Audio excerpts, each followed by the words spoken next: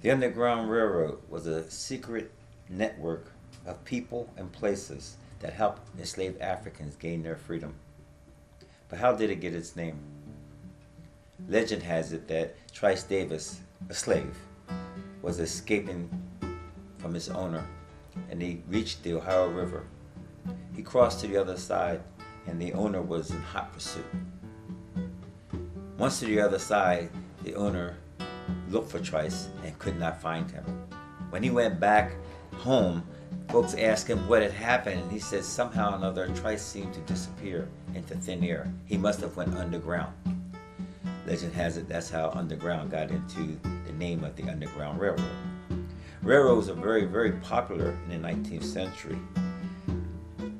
Every town wanted to have a railroad station in their town. Being so, abolitionists who wanted to abolish slavery decided that they would use code words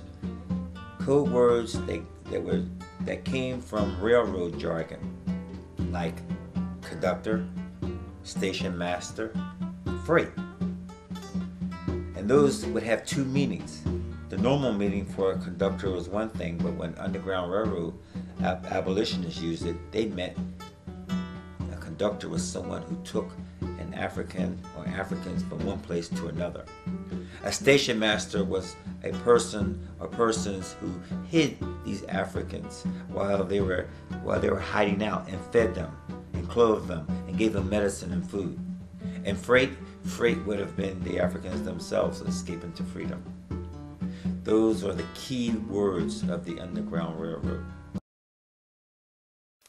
Hello, my name is Richard Pitts, and I'm going to be your tour guide today. We're going to talk about a subject that is dear to my heart, and I hope that I bring some understanding to you about the Underground Railroad in Kansas.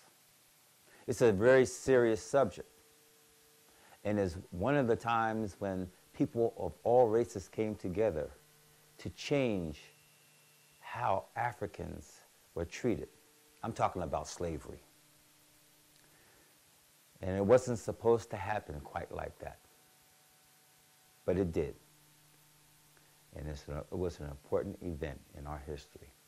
So if you are ready for this journey, get on board, because we're about to embark on the Underground Railroad. We're in the town of Wabaunsee, located in Wabaunsee County, standing next to this monument that was erected by the Kansas State Historical Society in the 1950s to honor the people of this community for coming here from Hartford, Connecticut to help make Kansas a free state. And in the process of making Kansas a free state, it helped start and continue the Underground Railroad. We're here at the Beecher Bible and Rifle Church here in Wabaunsee. And this church is the historical church. It's not only the historical church, it's the first building that was created, public building that was created by the settlers that came here from Hartford, Connecticut. And have you ever in your life heard a church named Beecher Bible and Rifle Church? It's kind of strange, and there's a reason for that, which I'll get to later on. But when this church was in disrepair and was no longer being used, in 1950, a lady by the name of Ethel Morgan led the efforts to refurbish this building, add a vestibule, and enclose the bell tower up top.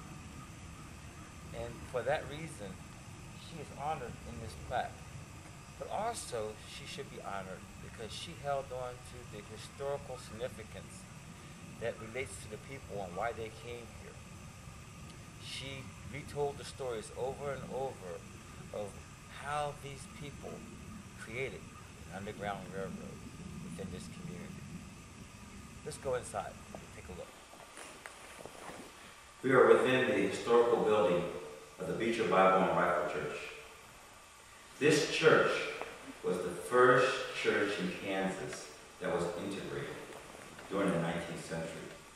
Behind me, you'll see a picture of what the church originally looked like. It was created by Maud Mitchell, the daughter of Captain William Mitchell, one of the leaders of this particular community during the 1860s. This church was not only a spiritual center for the people who built it, their first community building, but it also was a community center where people gathered and they planned and strategized how they were going to make Kansas, or help make Kansas, a free state. You see, inside this building, they figured out who was going to be the conductors, who was going to be the station masters in the Underground Railroad episode. They did not hide Africans escaping to slavery within the walls of this church. They hid them in their homes. And when problems arose throughout the state, be it in Lawrence or Topeka or in Kansas City, where they need to organize the community, they would ring this bell. And people would come running.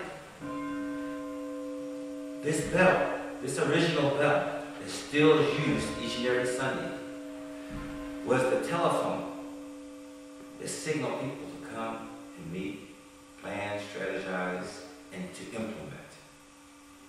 Beecher Bible and Rifle Church, every Sunday, is still open for service. In this cemetery, there are over 60 veterans of the Civil War, and almost all of them had something to do with the Underground Railroad.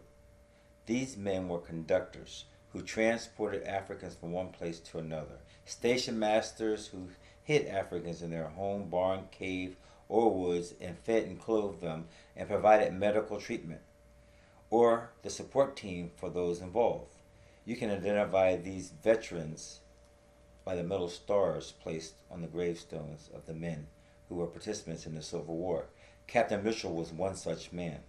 He was not a captain in the army per se, but he was the captain of the Prairie Guard, which patrolled Wabaunsee, which kept the townspeople safe, which organized the townspeople when they needed to go rescue or help anyone in their region or in Lawrence or Topeka. But also in this graveyard, there's Peter McEachin. Peter McEachin is very interesting too, because most often we do not hear about white slaves. And Peter McEachin was one such slave. He was enslaved as a child, as a baby, all the way up through young adulthood. After he escaped slavery, he joined the Civil War. And after the Civil War, he came back and stayed in Wabaunsee and brought his black wife back here to live, as well as the rest of his black families. Very interesting people.